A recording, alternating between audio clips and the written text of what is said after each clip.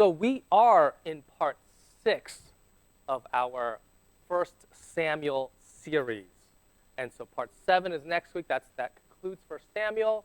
And today we have a lot of chapters, so we're going to have to kind of run through this pretty quickly. We're going to be in chapters 18 all the way through 27. So I'm going to have to do a lot of the overview really quick. Okay. So back in chapter 16, though, we found out that David had entered Saul's service, and he was kind of like a music therapist. When Saul got just upset or distressed or something's going on with him, David would actually come and play, and it would really help Saul. In chapter 17, David defeats Goliath, and you would think that David would be on top of the world, right? He is a national hero. Everyone knows who he is. And then starting in chapter 18, things are going great. He's famous, hero. He ends up marrying Saul's daughter, Michal. So that's a big deal, right? Because now you're in the royal family. He's best friends with Saul's son, Jonathan. So he's like really tight with them. And he keeps winning these battles. Every time Saul sends him out, he wins. And so his reputation, his fame, his influence just increases. But it's all very short-lived. And that's kind of the theme today. And so going from chapters 19 to 27, we'll see how things kind of unfold in David's life. Okay, so this is like super fast speed read, okay? Chapter 19, Saul tries to kill David. Okay, and so what we find is that Saul gets more jealous because David is growing in fame, and Saul knows that God has already told him that his kingdom is going to be taken away from him and given to somebody else. And so Saul is thinking, is it David? Who could it be? And so Saul tries to kill David, and then the question is always, why? And then why does David stick around? Right? The why is just this jealousy part.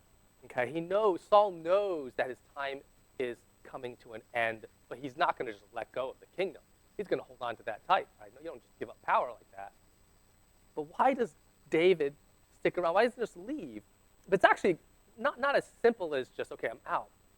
First of all, that he's married to Saul's daughter, so he's a part of the family.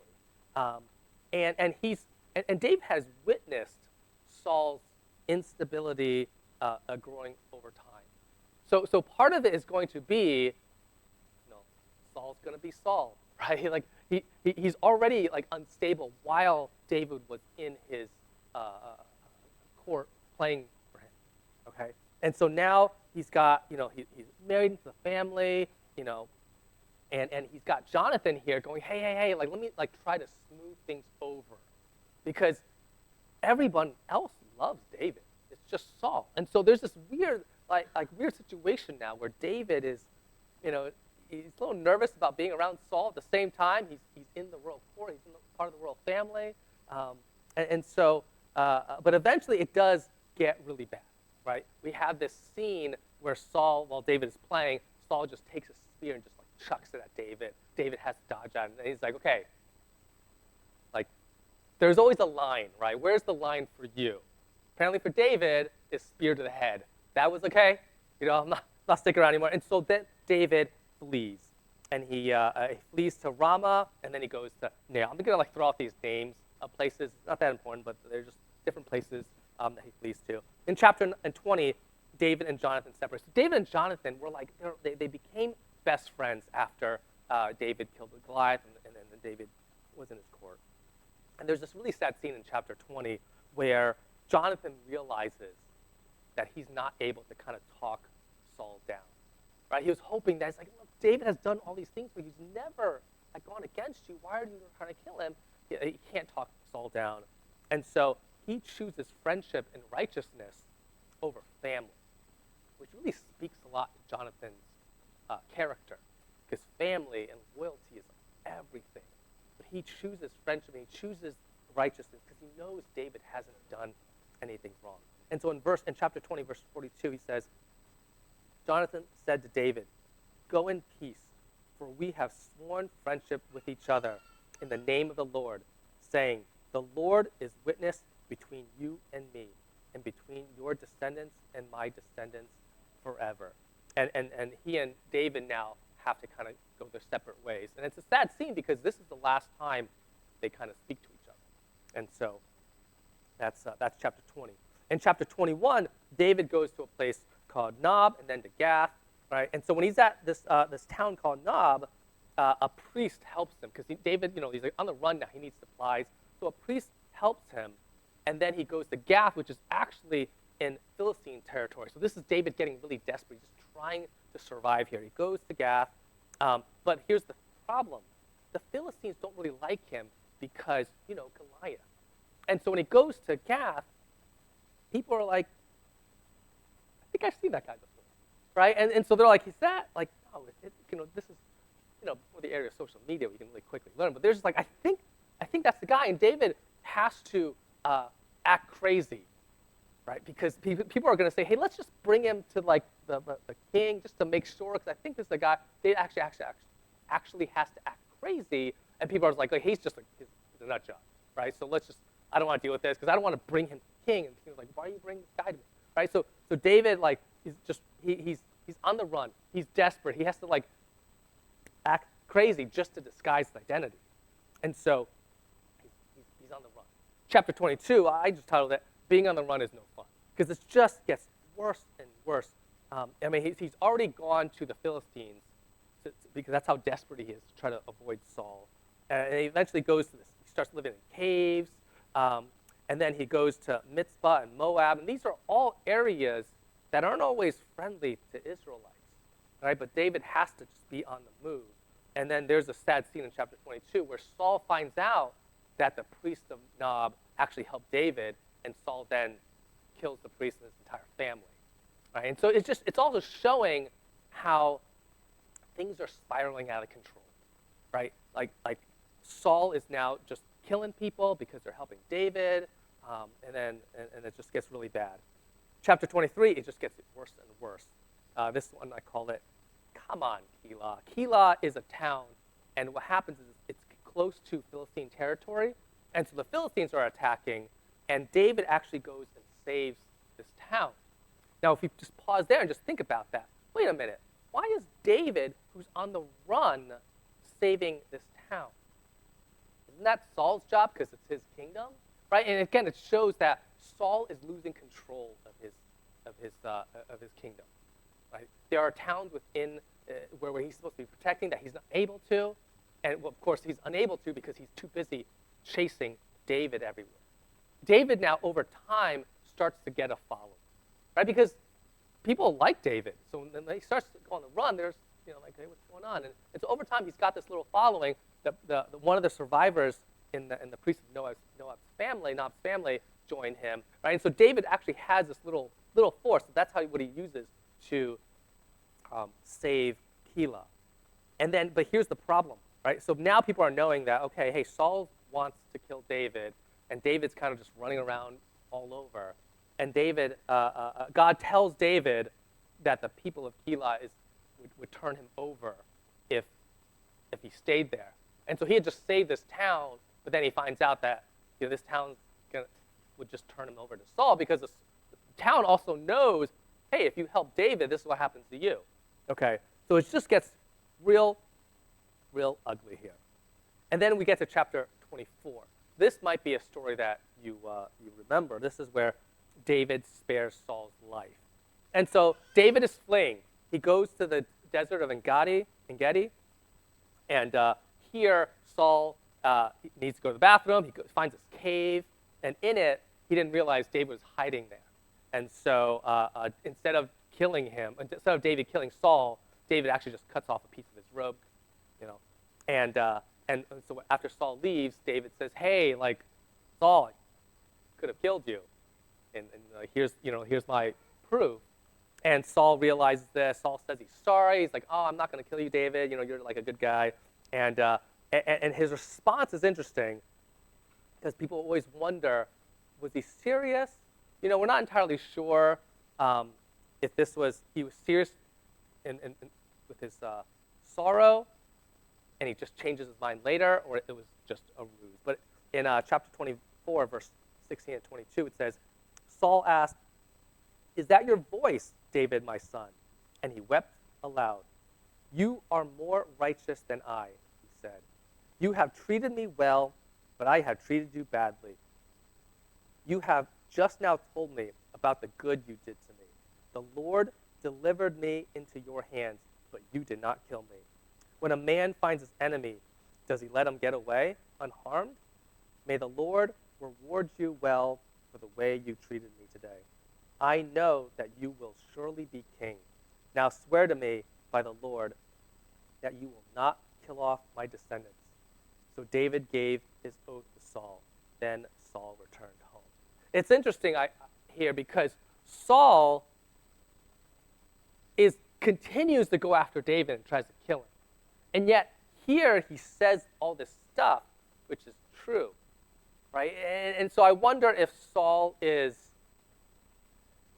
he just saying it to maybe like, David, come on down, and like, blah, stab him, right? Or if he means it, but whatever is happening here, God is speaking through Saul, right? What Saul says is true, and it's going to happen. And I just find that really fascinating, that God uses all sorts of people and scenarios to kind of get his will done, to speak his message, even through a guy like Saul. Okay. Then we get to chapter 25. Here we have this story of David, Nabal, and Abigail. This is an interesting one. So far, David has acted pretty honorably. He had a chance to kill Saul. And that would have been the easy way, right? He was annoyed. God already told him he's going to be king. If I just kill Saul, he's done. But David doesn't do it. David's not going to take that kind of action.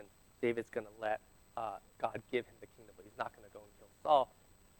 But then he's on the run again. He goes to a guy named Nabal in his territory, and he asks for supply. He asks for help, right? And he says, "Hey, listen, my men, we need supplies. Can you help us? When we were kind of resting here, we didn't bug you guys, so we're not bad." And Nabal, I think it's Nabal, rejects him and just blows him off. And then David, this is where it's like, oh, well, what's going on? Because David just was this noble character, but here after Nabal blows him off, David is furious, and he's like, "Okay, boys, let's go, and we're going to kill this entire family and just take their stuff."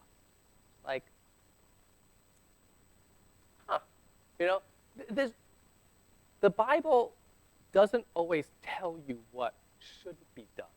Often it just tells you what happens and how people are, because it's pointing to the fact that David is not totally innocent here.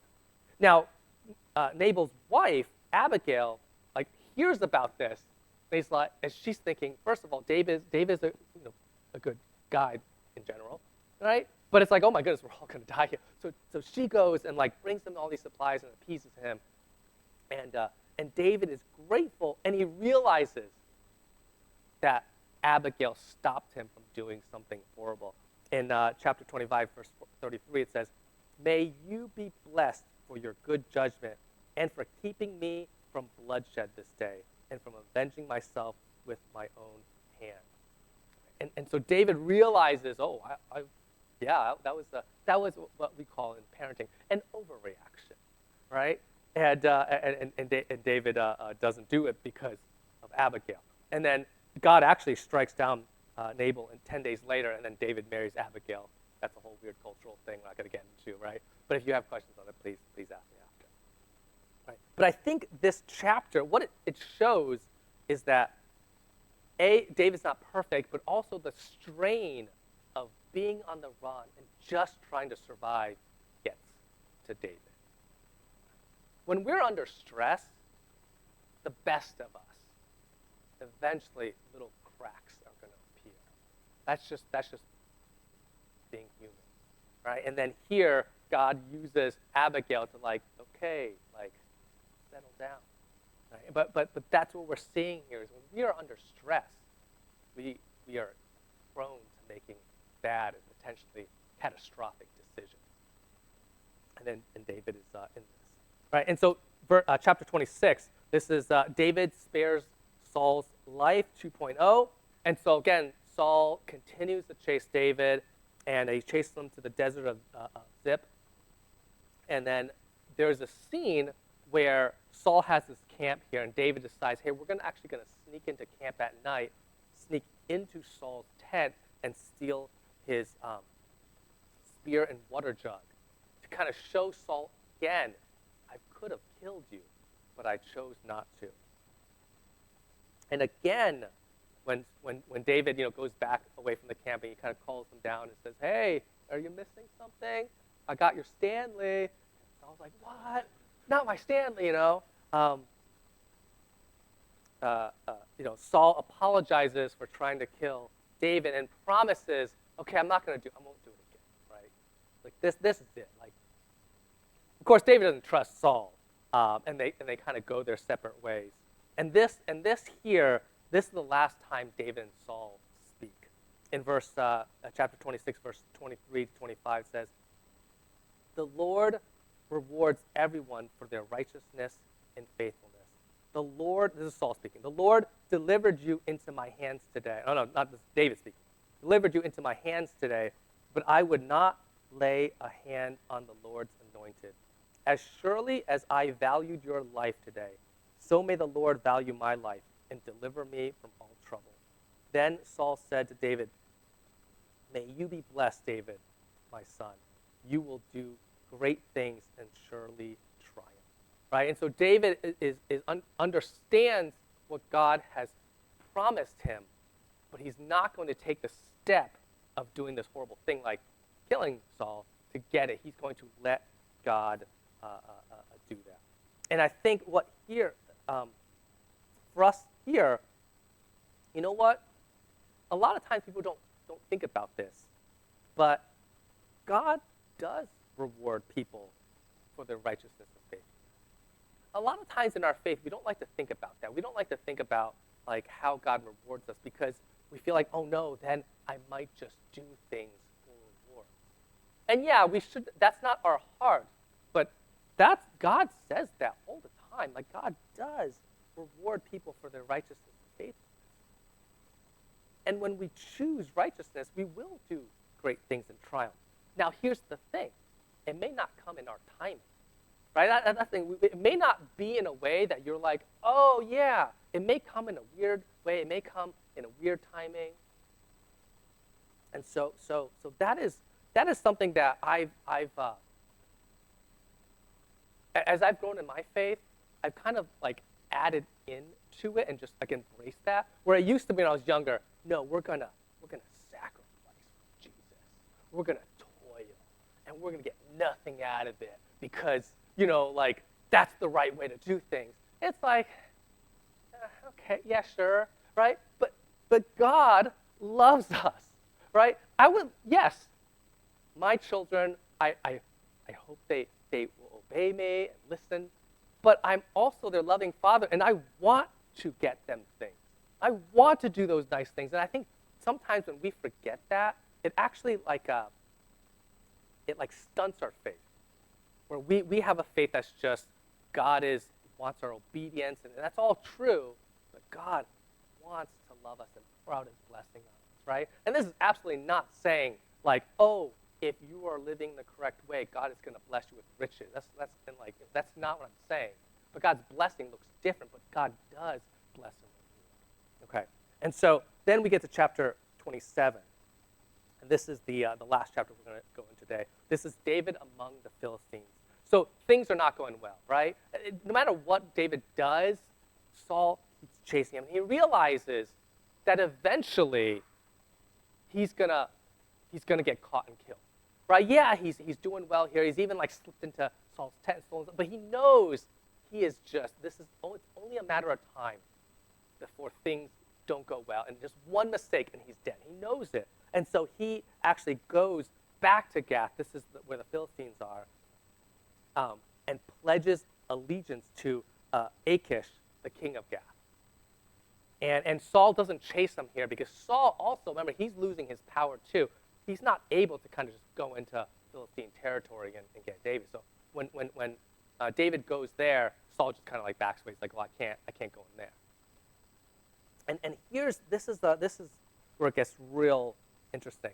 So David is now working for this Philistine king, and then the king Achish thinks that David is going out and going on these raids against these Israelite towns, because that's what David tells him. He's like, hey, what are you doing? He's like, well, like I went raiding today. We attacked that town. We attacked town. And Achish is like, yeah, I guess this guy's on my side now. It's great.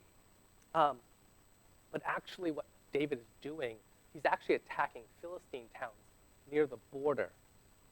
So it's like, which town would you attack? And of course, those towns are always going to be vulnerable because they're on the border, right? They're fighting. And what David does is he actually just leaves no survivors, so no one ever finds out that it was David that attacks. And you read this, and you're just like, I'm not sure if I'm comfortable with that. But this just shows the length David is going just to survive. Again, this is not an endorsement of David's actions. Like if we were to, like go back in time and be David's like spiritual advisor, and David's like, hey, I got this plan. I'm getting chased, and I think I'm gonna work for the Philistines, but I'm gonna be a double agent. I'm gonna kill all these Philistines, just wipe them all out so nobody finds out, and then I can kind of live. I don't know if we should sit, be with David and be like, that sounds good. I like that, right? But I get it, right? So this is just showing you just the ugliness of all this, and it's not saying it's right. It's just like this is it. This is his life right now. And before I kind of go into like what does this all mean for us, I just want to look at the time frame of this because I think it's kind of important. Okay, so David was a teenager when he defeats Goliath. People think he's probably between 13 to 16 years old. The high end is 19 years old, but that's probably unlikely. He's probably like more like 13 to 16. So late middle school or like early high school. That's probably David's age. David was in Saul's service for about 7 years before he flees. So you think about it, he's been in Saul's court for quite a while. And he started being in his court before he kills Goliath, right? So it's like he started working for Saul, kills Goliath, and then the overall time before he finally flees is about 7 years. And then later on in the Bible, we learn that David actually becomes king at 30. And so if you do the math out, David is on the run for about 10 to 12 years. This is not a, oh man, I got like a couple months of doing it. No, 10 to 12 years of his life, all these chapters, that's what it covers. David's prime years, right? His like young adult when he's in his prime, they were all on the run. But it wasn't in vain. That's the thing. I think sometimes we look at our trials in our life, especially the really difficult trials in our prime years, when we're like teenagers to like 30. Like those are the years, like that's my best years. And we have really difficult times in that. We think it's like somehow our lives are like ruined and it's not in vain. David's best years arguably were on the run. In James chapter 1, verse 2 to 4, it says, "Consider it pure joy, my brothers and sisters, whenever you face trials of many kinds, because you know that the testing of your faith produces perseverance. Let perseverance finish its work so that you may be mature and complete, not lacking anything." Your trials are never in vain. And so for us today, like, what do we get out of this? David just being on the run for 10 to 12 years. And the first thing is this. Sometimes trials follow victories. Sometimes you have these great moments in your life, these victories, and then afterwards, just ugly. And in those moments, remember, you are not forgotten. Right? God hasn't forgotten about you if you had this great thing, whatever, and then things go bad. God has not forgotten about you. The second thing is this. You might be in your David on the run era. Like that might be you. Like you might be in a moment in your life that could span quite some time. That's like your David on the run era. I don't know. It might be. It may not be. I don't know. But you got to remember, again, you are not forgotten. Right? While you're on the run from whatever it is or whatever you're dealing with, you are not forgotten, and it's not in vain. It is not in vain. You know, one of the things that trials and hardships can do to us, it can grow us. But it actually could be in vain. Even though I just said it's not in vain, it could be in vain if you let it. If you let trials just pummel you, and you start to take your eyes off of God, and your eyes just focus on the trials, yeah, that could kind of destroy you, and it would be in vain because you don't grow at it. And so I think that's what we got to do. Like I don't know where all of us are, right? Some of us are in those real big trials in our life. Keep your eye on Jesus. It's not in vain if you keep your eye on Jesus. And the last one is this: choose obedience in the midst of all this. It'll be worth it, right? David chose obedience, right? While he's being chased, he had these opportunities. God had promised him that he would be the next king. And so the current king is your obstacle. David had those opportunities to kill Saul. He knew it was wrong, but he had those opportunities and he chose obedience. He chose to let God kind of decide when it was time for him to be king. And so he didn't take it into his own hands. So choose obedience. It will be worth it. These are one of those lessons that when you're in the trial, you just don't believe it. You're just like, I don't know. It's after you come out of it, after God's faithfulness is seen, and you look back and you're like, oh yeah, God was there. And that's why trials are so important in life. They're not good, but they're important. Because as you go through them, over time, on the next trial, your faith grows a little bit more. That first time to really trust God, it's tough. And then afterwards, you're like, oh wow, God got me through, right? And the following time, and then there'll come a time, and this is like what maturing in faith is about, is that you'll get into a trial that could be the worst that you've ever been, but you're just like, oh, I've seen this story before. Like, it's going to be stinky for a while. But, you know, and all of a sudden that's when you realize, oh, wow, my faith has grown. And it's grown because of those trials. So when you're in it, if you are in your David on the run moment, if that's the era of your life right now, keep your eye on Jesus. Choose obedience. It's going to be worth it. Let's pray.